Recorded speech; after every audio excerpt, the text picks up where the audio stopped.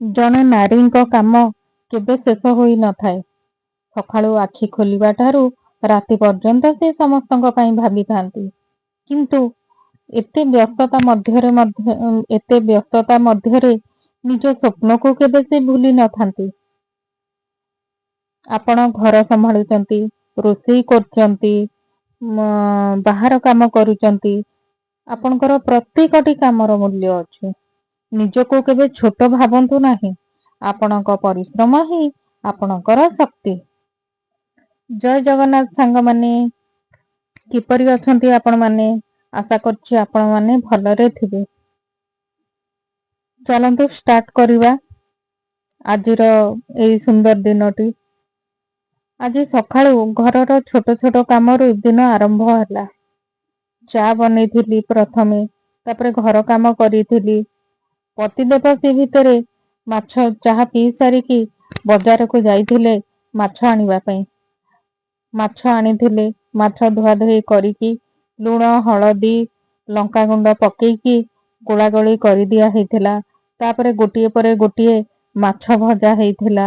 ଆଉ ସେହି ମାଛ ଭଜା ଭାଜିବା ସମୟରେ ହିଁ ସେପଟେ ଠିଆ ହେବା ଅପେକ୍ଷା ମୁଁ ଏପଟେ ପଳେଇ ଆସିଥିଲି ଅର୍ଡର ଥିବା ବ୍ଲାଉଜର କପଡା କାଟିବାକୁ।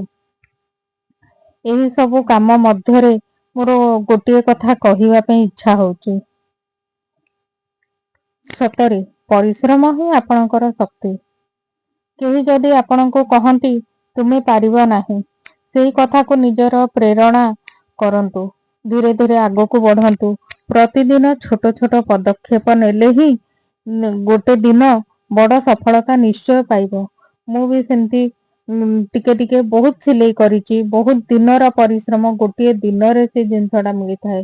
ମାନେ କେତେ ଦିନ ମତେ ସଂଘର୍ଷ କରିବାକୁ ପଡିଥିଲା। ମୁଁ କେତେ ସିଲେଇ କରିଥିଲି, କେତେ ଲୋକର ଭୁଲ ହେଇଥିଲା। ଭୁଲ ସୁଧାରି ସୁଧାରି ମୁଁ ଆଜି ଅର୍ଡର ରଖିପାରୁଛି ଏବଂ କାମ କରିପାରୁଛି। ତେଣୁକରି ଆପଣ ମାନେ ମଧ୍ୟ ହାର ମାନନ୍ତୁ ନାହିଁ। ମୋର କହିବା କଥା, ମନେ ରଖନ୍ତୁ, ନିଜକୁ ଭଲ ପାଆନ୍ତୁ, ନିଜର ସ୍ୱାସ୍ଥ୍ୟର ଯତ୍ନ ନିଅନ୍ତୁ ଏବଂ ନିଜ ସ୍ୱପ୍ନକୁ ବଞ୍ଚାଇ ରଖନ୍ତୁ। ଆପଣ ଖୁସିରେ ରହିଲେ ହିଁ ପରିବାର ମଧ୍ୟ ଖୁସିରେ ରହିବ।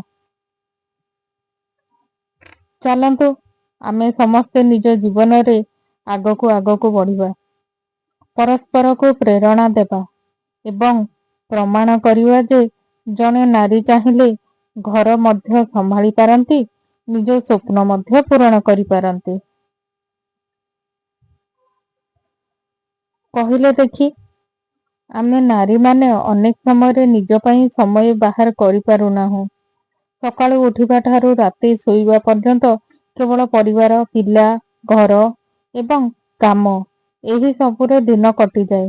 କିନ୍ତୁ ଗୋଟିଏ କଥା ସବୁବେଳେ ମନେ ରଖନ୍ତୁ, ଆପଣ ନିଜର ଖୁସି ମଧ୍ୟ ସେତିକି ଗୁରୁତ୍ୱପୂର୍ଣ୍ଣ।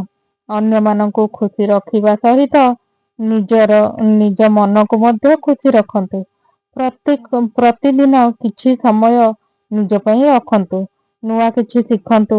ନିଜର କୌଣସି କୌଶଳକୁ ଆଗକୁ ବଢାନ୍ତୁ। ଛୋଟ ଛୋଟ ପଦକ୍ଷେପ ହିଁ ଆପଣଙ୍କର ଗୋଟେ ଦିନ ବଡ ସଫଳତାରେ ପରିଣତ ହୋଇଯାଇଥାଏ। କେବେ କେବେ ଜୀବନରେ କଷ୍ଟ ଆସିବ। ଲୋକେ ସମାଲୋଚନା କରିବେ, କେହି ଆପଣଙ୍କୁ ବୁଝିବେ ନାହିଁ। କିନ୍ତୁ ସେଥିପାଇଁ ନିଜ ପଥର ଦିଗ ବଦଳାନ୍ତୁ ନାହିଁ। ଆଜି ଆପଣଙ୍କ ପରିଶ୍ରମକୁ ଯେଉଁମାନେ ଦେଖୁନାହାନ୍ତି, କାଲି ସେହି ପରିଶ୍ରମର ଫଳକୁ ସମସ୍ତେ ଦେଖିବେ। ମୁଁ ମଧ୍ୟ ଆପଣଙ୍କ ଭଳି ଘର କାମ କରେ, ରୋଷେଇ କରେ, ସିଲେଇ କରେ ଏବଂ ଏହା ସହିତ ଭିଡିଓ ତିଆରି କରିବାକୁ ଚେଷ୍ଟା କରେ। ସବୁ କିଛି ଏକ ଦିନରେ ହୋଇନି। ଧୀରେ ଧୀରେ ଶିଖିଛି, ଭୁଲ କରିଛି, ପୁଣି ଆଗକୁ ବଢିଛି। ତେଣୁ ଆପଣ ମଧ୍ୟ ନିଜ ଉପରେ ବିଶ୍ୱାସ ରଖନ୍ତୁ। ମନେ ରଖନ୍ତୁ, ଆପଣ କେବଳ କାହାର ଝିଅ, ସ୍ତ୍ରୀ କିମ୍ବା ମା ନୁହନ୍ତି। ଆପଣଙ୍କର ନିଜର ମଧ୍ୟ ଗୋଟିଏ ପରିଚୟ ଅଛି। ସେହି ପରିଚୟକୁ ହିଁ ସମ୍ମାନ ଦିଅନ୍ତୁ। ନିଜ ସ୍ୱପ୍ନ ପାଇଁ ପ୍ରତିଦିନ ଟିକେ ଟିକେ ଭଲ କରିକି ଭାବନ୍ତୁ ଆଉ ଧୀରେ ଧୀରେ ହେଇକି ଆଗକୁ ବଢିବାକୁ ଚେଷ୍ଟା କରନ୍ତୁ। ଭଗବାନ ଆପଣଙ୍କ ପରିଶ୍ରମ ନିଶ୍ଚୟ ଦେଖିଥାନ୍ତି। ସମୟ ଆସିଲେ ତାହାର ଫଳ ମଧ୍ୟ ନିଶ୍ଚୟ ମିଳିବ। ତେଣୁ ହସନ୍ତୁ, ସାହସ ରଖନ୍ତୁ ଏବଂ ବିଶ୍ୱାସ ରଖନ୍ତୁ। ଆପଣ ପାରିବେ। ଆଗରୁ ଆମକୁ ଦୋକାନକୁ ଯିବାକୁ ପଡୁଥିଲା, ବାହାରକୁ ଯିବାକୁ ପଡୁଥିଲା, ସେଠିକୁ ଯାଇକି ଆମକୁ ଜିନିଷ କିଣିବାକୁ ପଡୁଥିଲା, ସତ କଥା। କିନ୍ତୁ ଏବେ ଏମିତି ସମୟ ହେଇଯାଇଛି ଯେ ନା ଆମକୁ ମାନେ କିଛି ଜିନିଷ ପାଇଁ ବାହାରକୁ ଯିବା ପାଇଁ ପଡୁଛି, ନା ଦୋକାନରେ ଲାଇନ ଦବା ପାଇଁ ପଡୁଛି। ଏସବୁ ଆମେ ବ୍ଲିଙ୍କିଟ ବୋଲିକି ଗୋଟେ ଆପ୍ ଅଛି, ସେଇଟା ଆମ ମୋବାଇଲରେ ସେ ଆପ୍ ଟା ଅଛି। ଆମେ ସେଇଥିରୁ ଏଇ ଜିନିଷ ସବୁ ଅର୍ଡର କରୁଛୁ। ଆପଣ ମାନେ ସେଟା ଜାଣିଥିବେ, କେବଳ ମୁଁ ଆପଣଙ୍କୁ ଭିଡିଓରେ ଦେଖେଇବା ପାଇଁ ଏଇଟା କରିଛି। ଆମେ ଏଇ ବିସ୍କିଟ ହେଲା ମଗେଇଦେଲୁ ବର୍ତ୍ତମାନ ଗୋଟିଏ ସପ୍ତାହ ପାଇଁ। ଆଉ ଏଇ ବିସ୍କିଟ ଆମର କିଣା ହେଇକି ପଳେଇ ଆସିଲା। ତାପରେ ଧୂପ ନଥିଲା, ଧୂପ କିଣା ହେଇକି ପଳେଇ ଆସିଲା। ତ ଏହିପରି ଭାବରେ ଆମେ ଜିନିଷକୁ କଲେକ୍ଟ କରିଥାଉ।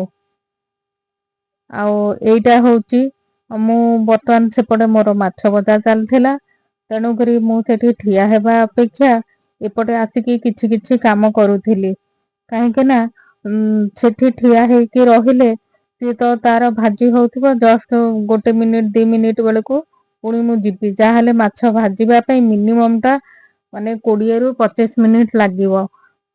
ତେଣୁକରି ମୋର କହିବା କଥା, ସେଠି ଠିଆ ହେବା ଅପେକ୍ଷା ସେଠି ମୁଁ ବସେଇ ଦେଇକି ଆସିଲି। ଆଉ ତାପରେ ଏପଟେ ପଳେଇ ଆସିଲି କପଡା କାଟିବାକୁ। କାହିଁକି ନା କଷ୍ଟମର ଜଣଙ୍କର ଅର୍ଡର ଥିଲା, ସେ ଜଲଦି ନେବାର ଥିଲା ତାଙ୍କର, ସେ ଜଲଦି ନେଲେ। ପୁଣି ମତେ ଆଉ 4ଟା ପିସ୍ ସିଏ ଦେବେ ବ୍ଲାଉଜ। ତେଣୁକରି ମୁଁ ଜଲଦି ପଳେଇ ଆସିଥିଲି ଏପଟେ ବି କାଟିବା ପାଇଁ। କାହିଁକି ନା ମୁଁ ତ ଆପଣଙ୍କୁ କହିଛି, କଟାକଟି କରିକି ଯଦି ରେଡି କରିକି ଆମେ ରଖିଦେଇଥିବୁ, ତାହେଲେ ଯେକୌଣସି ମୁମେଣ୍ଟ ରେ ହେଲେ ବି କଷ୍ଟମର ମାଗିଲେ କିଛି ନହେଲେ ବି ଆମେ ଆଟଲିଷ୍ଟ କହିପାରିବୁ, ଆପଣ ଟିକେ 2 ଘଣ୍ଟା ଅପେକ୍ଷା କରନ୍ତୁ, ମୁଁ କରିକି ଦଉଛି। ସେତିକି ବି କରିବା ପାଇଁ ସୁବିଧା ହବ। ସେଇଥିପାଇଁ ସେଇ ଖାଲି ସମୟକୁ ନଷ୍ଟ ନ କରିକି ମୁଁ ଏପଟେ କାଟିବାକୁ ପଳେଇ ଆସିଛି। କିନ୍ତୁ ଏଇଟା ମୋର ନିଜର ଗୋଟେ ଇଚ୍ଛା ଥିଲା ଯେ ମୁଁ ଦିନେ ସିଲେଇ କରିବି ବୋଲିକି। ଯଦି ସିଲେଇ କରିକି ମୁଁ ଏଥିରେ 2 ପଇସା ଇନକମ କରିପାରିଲି, ତ ମୁଁ କାହିଁକି ନ କରିବି। ଆପଣ ନିଜେ କୁହନ୍ତୁ। ପଇସା ଧରିବାଟା ନିଜ ପରିଶ୍ରମର ପାରିଶ୍ରମିକ, ସତରେ ସେଇଟା ମତେ ବହୁତ ଖୁସି ଲାଗିଥାଏ। ସେଇଥିପାଇଁ ମୁଁ ଏ ଜିନିଷକୁ ଆପଣେଇ ନେଇଛି, ଏ କର୍ମକୁ। ଆଉ ଯେହେତୁ ଏଇଟା ଗୋଟେ ଶିକ୍ଷା, ଏଇଟା ଗୋଟେ କଳା, ତେଣୁକରି ମୁଁ ଏଇଟା କରିବାକୁ ଚାହିଁଥିଲି। ଆଉ ମୁଁ ମଧ୍ୟ ଏଇଟାକୁ ପାରିଛି। ମୁଁ ବହୁତ ଦିନର ପରିଶ୍ରମ ପରେ ମୁଁ ୟାକୁ ସିଲେଇ କରିପାରିଛି, ଆଉ ପରଫେକ୍ଟ ଭାବରେ ସିଲେଇ କରିପାରିଛି। ଏଇଟା ସିଲେଇ ମାନେ ମୁଁ ଆଜି କରିପାରୁଛି ବୋଲିକି ଲୋକ ମତେ ଆଜି ଅର୍ଡର ଦଉଛନ୍ତି, କି ମୁଁ ଏକ୍ସଟ୍ରା ସିଲେଇ ବି କରିପାରୁଛି। ଏହି ଭିଡିଓ ବି ମୁଁ ବର୍ତ୍ତମାନ ନୂଆ ନୂଆ ଆରମ୍ଭ କରିଛି। ଆଉ ଧୀରେ ଧୀରେ କରୁଛି, କିନ୍ତୁ ତଥାପି ସମୟ କିଛି ହଉ କି ନ ହଉ, ୟାକୁ ବି ମୋ ଡ୍ୟୁଟି ଭଳିଆ ଭାବି ଦେଇଛି। ହେଲେ ମୁଁ ଡେଲି ଚେଷ୍ଟା କରୁଛି କି ନାଇଁ, ମୁଁ ସିଷ୍ଟମେଟିକ ଗୋଟେ ରୁଟିନ କରିବି। ହେଲେ ମୁଁ ଆଜି ପର୍ଯ୍ୟନ୍ତ କରିପାରିନି, କାହିଁକି ନା ମୁଣ୍ଡ ଉପରେ ଟେନସନ ଗୋଟେ ରହିଯାଉଛି କଷ୍ଟମର ର କାମ। ଆଉ କଷ୍ଟମର ର କାମ ମୁଁ କେତେବେଳେ କରିବି, ଘର କାମ କେତେବେଳେ କରିବି, ତେଣୁକରି ମୋର ବହୁତ ଜିନିଷ ଏହିପରି ରହିଯାଉଛି। ମୁଁ ଆଗ 2ଟା ଅସ୍ତ୍ର କାଟିଦେଲି, ତାପରେ ଆଉ 2ଟା ଅସ୍ତ୍ର ପକେଇଲି, କାହିଁକି ନା ଏକା ସାଙ୍ଗରେ କାଟିଲେ ଟାଇଟ କିମ୍ବା ଲୁଜ ହବ। ସେଇଥିପାଇଁ ମୁଁ ଆଉ ତାକୁ ଇଏ କଲି ନାହିଁ, ଏକା ସାଙ୍ଗରେ କଲି ନାହିଁ। ୟାକୁ ପୁଣି ଆଉ ଥରେ ଏଇ ଟାଇପ ର କରିକି ମୁଁ ରଖିଦେଲି ଆଗ। ତାପରେ ସେଠୁ ମୁଁ ଆକୁ ପକେଇକି ନାହିଁ କାଟିଲି। ଆଉ ବ୍ଲାଉଜ ପିସ୍ ତ ସବୁ ଅଲଗା ଅଲଗା କଟା ହବ, କାହିଁକି ନା କାହାର ବର୍ଡର କୋଉ ପାଖରେ ଅଛି, ଆଉ କୋଉ କପଡାର ଚଉଡା କେମିତି ଅଛି, ସେଇ ହିସାବରେ ମତେ ରଖିକି କାଟିବାକୁ ପଡେ। ଆଉ ଏମିତି କରିକି ଏଇ 4ଟା ପିସ୍ ବ୍ଲାଉଜ ପିସ୍ ମତେ କାଟିବାର ହିଁ ଅଛି। ଏଇ ପ୍ରେରଣା ଦାୟକ କଥା ଆପଣ ମାନଙ୍କୁ କିପରି ଲାଗିଲା, ଆପଣ କମେଣ୍ଟ ମାଧ୍ୟମରେ ନିଶ୍ଚିତ ଭାବରେ ଜଣେଇବେ। ଆଶା କରୁଛି ଆପଣଙ୍କୁ ଭଲ ଲାଗିଥିବ। ଆଉ ଯଦି ଭଲ ଲାଗିଛି, ତାହେଲେ ବିଜୟଲକ୍ଷ୍ମୀ ବ୍ଲଗସ୍ କୁ ଆପଣ ମାନେ ଲାଇକ୍ ସବସ୍କ୍ରାଇବ କରିବାକୁ ଜମାରୁ ବି ଭୁଲିବେନି। ଆଉ ଏହିପରି ଭାବରେ ମୁଁ କପଡାକୁ କାଟିଥାଏ। ଯେ ଗୋଟେ ଅଲଗା ଅଲଗା ଦେଖନ୍ତୁ, ସେପଟ କପଡା ଟା ସରୁ ଅଛି, ଏପଟ କପଡା ଟା ଚଉଡା ଅଛି। ତେଣୁକରି ଏ ସବୁ କଟା ହେଇ ସରିଗଲା। ମୋର 4ଟି ବ୍ଲାଉଜ ପିସ୍ ସେପଟେ ମାଛ ଭଜା ବି ହେଇଗଲା। ତାପରେ ହଜବେଣ୍ଡ ଖାଇକି ବି ଅଫିସ ବାହାରି ଗଲେ। ଆଉ ରହିଲି। ଜୟ ଜଗନ୍ନାଥ।